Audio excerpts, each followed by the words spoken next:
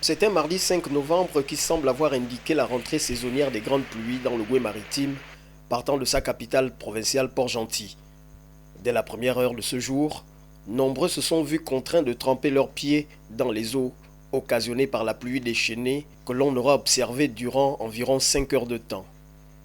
Une pluie qui ne fera pas d'ailleurs des cadeaux tels que le rapportent certains compatriotes entretenus en off sur la question.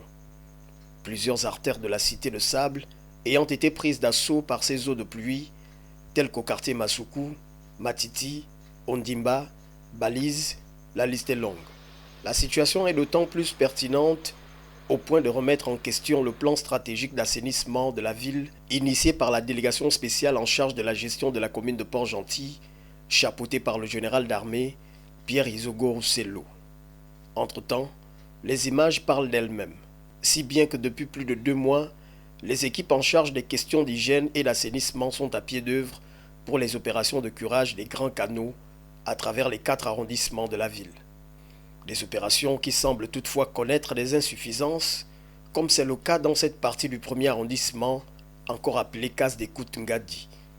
Ici, comme le démontrent ces images, il s'agit de l'une des voies de canalisation les plus importantes du dit arrondissement qui a été nettoyée en partie, d'où ses conséquences observées à l'œil nu. Autre observation faite en ce jour, c'est cet incivisme dont fait montre plusieurs riverains.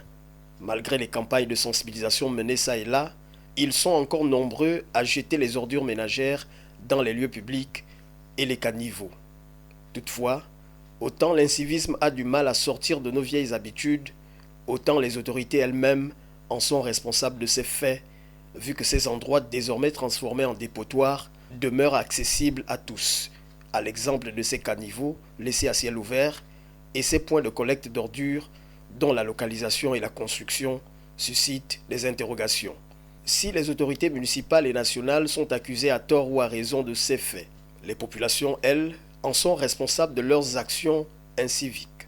Cependant, la question d'assainissement de la ville reste une responsabilité de toutes les forces vives. Quand bien même les catastrophes observées ces derniers temps à travers certains pays du globe devraient faire école.